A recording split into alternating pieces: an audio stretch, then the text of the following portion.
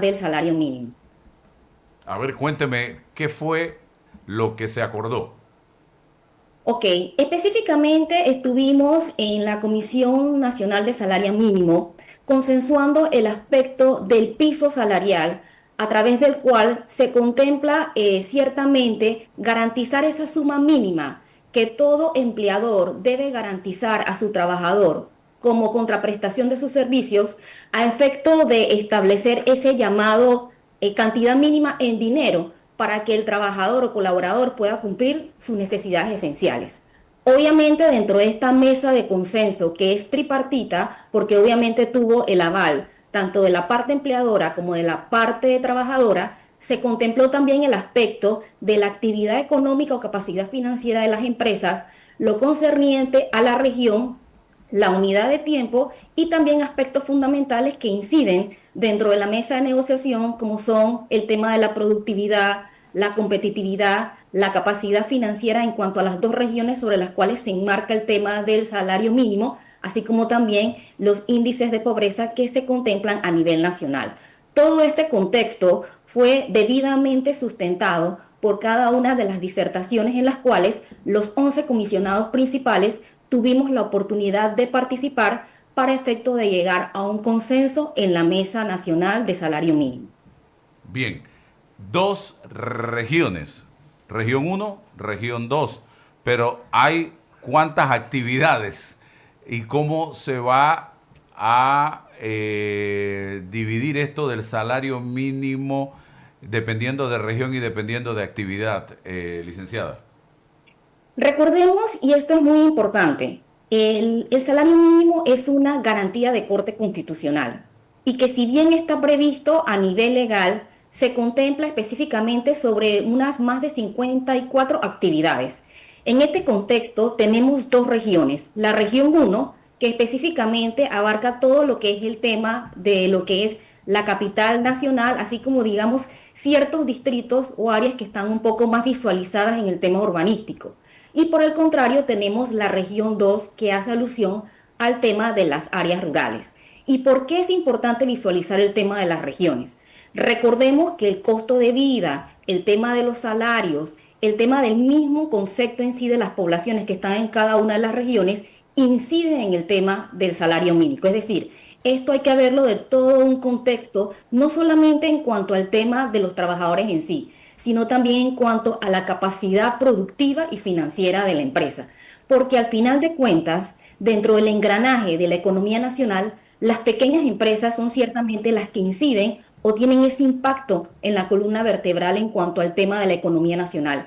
Y es muy importante no solamente visualizar un ajuste que fue lo que se previó en esta mesa de salario mínimo, sino también el tema de hacer sostenible que los empleos se mantengan y que obviamente puedan darse las herramientas para que esas empresas en el tiempo también puedan contratar más trabajadores. Lo importante dentro de esta Comisión Nacional de Salario Mínimo es que se contempló un aspecto de ajuste en cuanto a las actividades, digamos, que han marcado una mayor productividad y también, como no, se estableció un tema de una comisión permanente, es decir, que el próximo año nos veremos abocados estos 11 comisionados a revisar nuevamente el tema del salario mínimo a efecto de visualizar si ha habido algún impacto o algún contexto que amerita hacerse algún tema de ajuste en el salario mínimo. Números específicos, porque siempre escuché hablar de centavos en la hora de trabajo. Esta vez estamos hoy hablando de $15, de $12. ¿Cómo se determinó esto? Bueno, para efectos de establecer el contexto de la Comisión Nacional de Salario Mínimo es muy importante establecer lo siguiente. Cuando usted le habla a los trabajadores, y esto lo hemos tenido la experiencia en temas de convenciones colectivas, ciertamente esos son los aspectos o las cláusulas que tienen más incidencia para que las partes no lleguen a un consenso. En este sentido, ¿qué propusieron las partes? Y aquí yo tengo que ser bien transparente porque acá el papel del gobierno es hacer básicamente una labor de mediación. Se llegó al consenso de establecer estos aumentos en concepto de dólares para efecto de que fuera mucho más entendible para los trabajadores todos aquellos aspectos de cómo iban a incidir.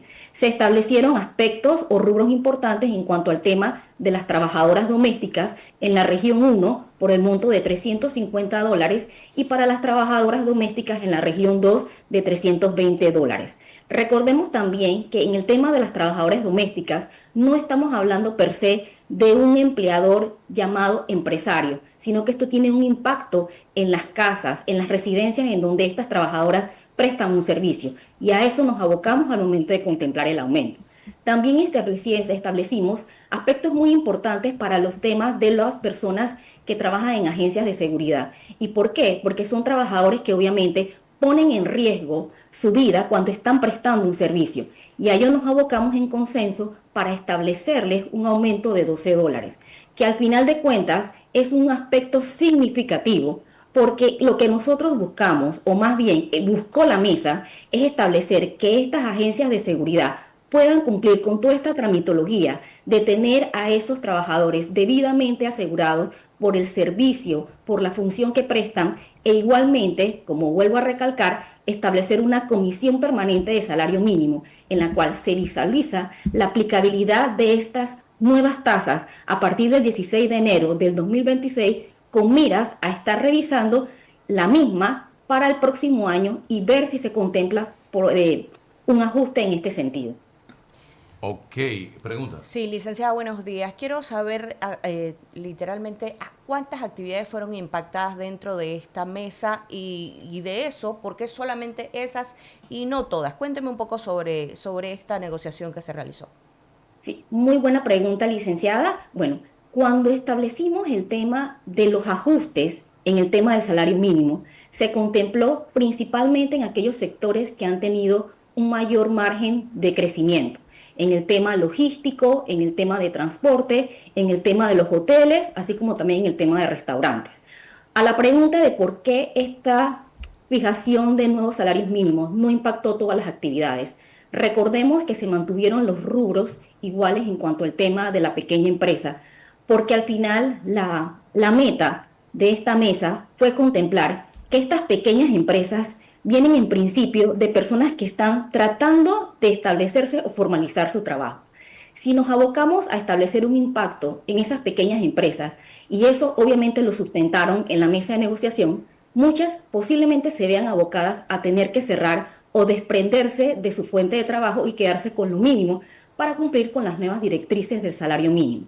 En ese contexto, nosotros y específicamente la comisión en la cual la parte actora y la parte empresarial estuvo representada, llegaron a un consenso de que las pequeñas empresas no tuvieran ese impacto y que obviamente la fijación de ese ajuste en el tema del salario mínimo se dieran en aquellos rubros en los cuales se había contemplado un crecimiento, y así en ese sentido se estableció en esas actividades. Cuando hablamos de una Comisión Nacional de Salario Mínimo, es importante tener presente que este salario mínimo es el piso de salario, es decir, que nosotros no vamos a establecer algo que está por debajo de lo que ya previamente se había establecido. El tema es hacer un ajuste, pero contemplando un contexto de que no solamente tiene que entenderse bajo la base de lo que es el mismo trabajador en sí, que entendemos es un punto totalmente importante y sustentable, pero también tenemos que ver la otra parte, que es la capacidad financiera de la empresa, los márgenes de productividad, la capacidad o la población económicamente activa y también la que se encuentra desocupada, porque al final el salario mínimo tiene que verse dentro de todo un contexto. Y en ese contexto, el salario mínimo está abocado para un 27% de esa población, es decir, unos 200.000 trabajadores que van a ser beneficiados con estas nuevas tasas que van a impactar a partir del 16 de enero del 2026. Ingeniero Blandón. Buenos días, Carla. José Blandón le habla, padre. José Blandón, padre, le habla. Permítame hacerle un par de preguntas. Primero, creo que felicitarla por el esfuerzo que se ha hecho, pero tengo algunas preguntas conceptuales. El salario mínimo no intenta resolver el problema del salario. Intenta decir, esta es la base. El piso, correcto. Pero cada vez que el Estado, hablo del Estado, no solamente el Estado, cada vez que el Estado interviene en la fijación de precios al mercado, lo que hacemos es enredar el asunto. Fíjese, en este país, en la experiencia de Panamá, el salario más alto de este país en términos de los trabajadores los tienen los sindicatos de la construcción en las negociaciones que hacen ¿con quién? Con las empresas. Porque eso es lo que determina al final del día, ¿no así? La capacidad de poder pagar es una función de la capacidad que tenga la empresa de absorber eso y tener una ganancia, porque es que el sistema capitalista de producción tiene que tener una tasa de ganancia, si no, no hay empresa. Entonces nosotros tenemos tantos salarios mínimos, la cantidad de salarios mínimos que tenemos nosotros es increíble. Yo creo que somos el país que más salario mínimo establece, ¿no? ¿Sí? Por ejemplo, fíjense en este momento, en el mercado laboral de Panamá, ¿qué es lo que hay? Hay más de 11% de la población sin trabajo.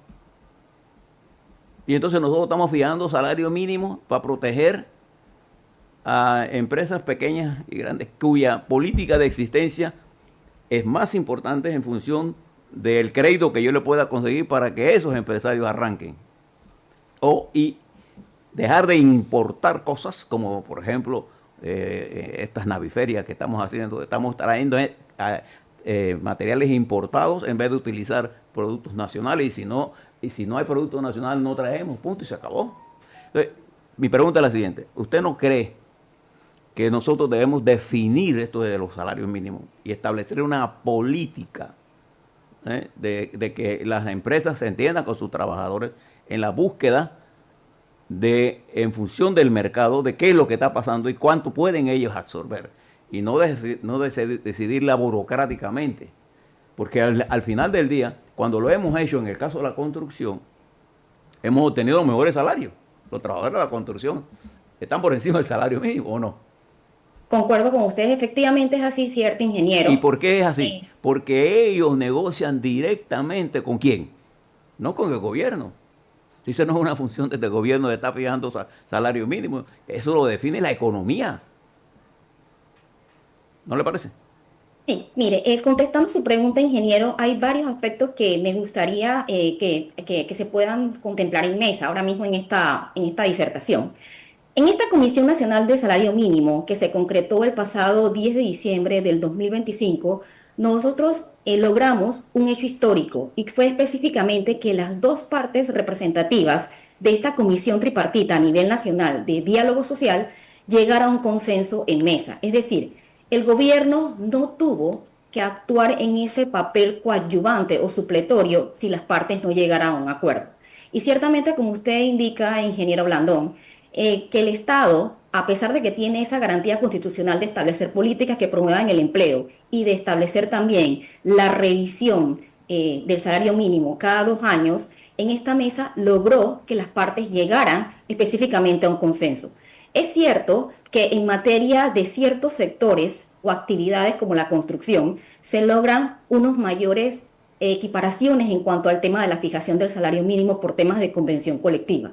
Pero recordemos que al final de cuentas el impacto del salario mínimo es específicamente garantizar esa suma mínima en dinero para que el trabajador pueda cubrir sus necesidades. ¿Y por qué aquí el Estado en esa mesa logra específicamente como un mediador para las partes, para específicamente reducir los márgenes de pobreza, permitir o cierta medida establecer ese papel de que no se establezcan tasas de salario mínimo por debajo de lo que legalmente corresponde, y establecer también ese poder adquisitivo de que esos trabajadores que tengan ese salario mínimo puedan tener unas mejores condiciones, y obviamente eso también tiene un impacto en el nivel de la economía. Pero, Carla, el Estado obviamente no tiene la función de establecer salarios mínimos. El tema de la comisión tripartita es ayudar, o más bien coadyuvar o asesorar cuando ya las partes no llegaron a un consenso. Y Carla, gracias al consenso entre las partes no se llegó a esa situación. Carla, mi posición no es esa, no es el Estado el que determina el nivel de salario, es la economía. Y usted mismo lo ha reconocido. El problema es que nosotros estamos forzando a las empresas a tener, o al trabajador a tener acuerdos fuera de la presencia de los trabajadores. Yo le voy a poner el caso de las domésticas. El salario se determina, entre otras cosas, por la cantidad de gente disponible, y si hay más gente disponible que trabajo ofrecible, el trabajo va a bajar. No importa que usted ponga $287, el mercado va a determinar si es $287. Entonces, esto es un ejercicio que lo que hace es ponerle, el salario mínimo se convierte entonces en lo máximo, salvo que el sindicato sea altamente combativo, como es el caso de Suntra, por ejemplo. Entonces, si no tiene un sindicato bueno, el salario se mantiene como el salario máximo. Pero usted sabe perfectamente, igual que yo, que ese salario mínimo, como lo tenemos establecido en Panamá, no cubre los gastos que tiene una familia. Pero eso no es una responsabilidad del gobierno. La economía es el arte de poder manejar los recursos finitos frente a las necesidades infinitas. Y cada vez que el Estado entra a regular eso, lo que hace es crear una política paternalista, y hace que el trabajador espere más esa negociación, que aspire a una mayor productividad de la mano de obra. El sector de la construcción de nosotros es altamente productivo. Correcto, sí. Sí es cierto, el sector de la construcción está en sus temas de salarios mínimos por arriba de lo que se estipula a través de las llamadas convenciones o acuerdos colectivos que hacen con su sector empresarial. Pero no es menos importante, ingeniero, recordar que al final de cuentas el tema de garantizar la fijación de un salario mínimo no es algo que el Estado obviamente ha establecido para efectos de regularizar la relación obrero-patronal. Es una garantía de corte constitucional que como gobierno se debe establecer y revisar periódicamente para ver la viabilidad de su ajuste. Por ello, la importancia de contemplar no solamente ese logro alcanzado, que tal vez podrá tener detractores, pero al final de cuentas fue un logro que se consiguió con el consenso de ambas partes y que establece puntualmente el tema de una comisión permanente para revisar al siguiente año el tema de un posible ajuste a lo que se llevó en mesa el pasado 10 de diciembre del 2025. Le voy a tomar el sector agropecuario. El sector agropecuario tiene salario mínimo. Usted puede conseguir, y le va a sobrar dedo de las manos, cuáles son las empresas agrícolas que en Panamá tienen más de 5% de tasa de retorno. Sin embargo, le hemos impuesto salarios más altos de lo que el sector permanente puede ser, y lo que está ocurriendo es un éxodo de esos trabajadores a la ciudad, al desempleo. Entonces, esa es mi preocupación. Estamos más preocupados por tener tasas de salario mínimo que tener empleos adecuados. ¿Y quién define lo adecuado? La educación y la productividad del trabajador y la generación de empleo. Eso es lo que genera riqueza. No es el salario mínimo el que garantiza salir de la pobreza, no. Es el desarrollo de la economía y la preparación a través de un proceso educativo. Estas son las cosas que hacen falta en Panamá. Una educación dirigida a la formación del trabajador para tener mayor productividad y mayor generación de empleo, que esas son políticas de atracción de inversiones privadas, nacionales, estatales, lo que sea, para generar mayor empleo. Y este ha sido el éxito que nosotros hemos tenido en el sector construcción. Aquí, por ejemplo, le hablo por mi experiencia, no por lo que me han dicho. ¿Cómo hace un pequeño empresario como yo, que hay muchísimos en este país, ingenieros y amigos que me escuchan? Ya tengo por acá a Giovanna Carrerillo, que vamos a conversar con ella en breve, de la APC, Asociación Panameña de Crédito. Pero ¿cómo hace un empresario en estas condiciones? Que me digan. La ecuación es la siguiente. Un incremento en los gastos, porque todo lo que se usa en un restaurante ha aumentado de precio. Una disminución en el consumo. ¿Cómo hace con esos dos escenarios en medio de esa coyuntura para hacer un aumento en el salario mínimo?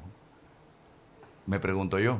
Y le pregunto a los genios de la economía y de la finanza a nivel nacional, ¿cómo hacen los miles de pequeños comerciantes que se enfrentan a una situación de disminución del consumo y aumento en el costo de los insumos que se utilizan para producir la comida.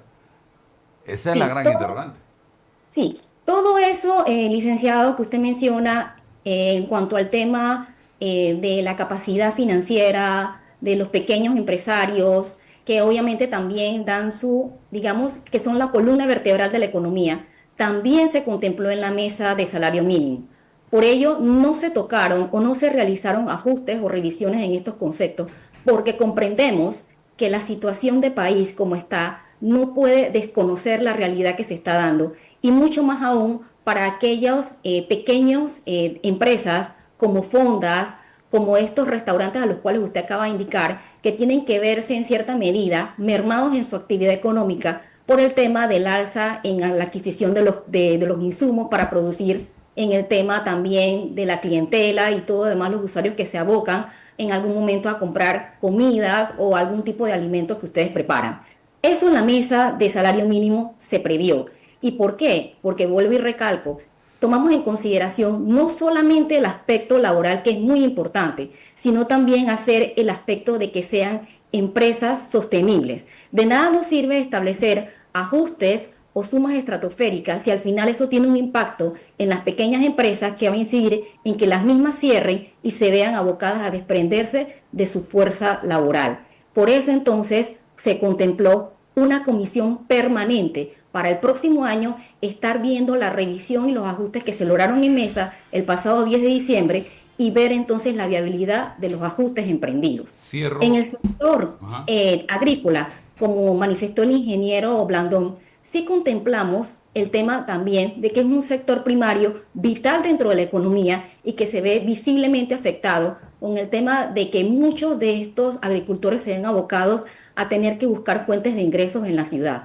Por ello también establecimos unos ajustes tomando en consideración todo el contexto. ¿Para qué? Para que también ver que el tema del salario mínimo, es cierto, es necesario no solamente la parte de la economía y el parte también del dinero, pero si no tenemos un trabajador en el cual le garanticemos ese piso, ¿cómo va a adquirir los alimentos para poder obviamente tener acceso? Si una persona no está bien alimentada, no va a poder tener las suficientes fuerzas o el índice de calorías para poder estudiar, capacitarse. Entonces, son todos estos aspectos concatenados, como el tema de la canasta básica familiar, que se contemplaron y sustentaron en la mesa de negociación de salario mínimo.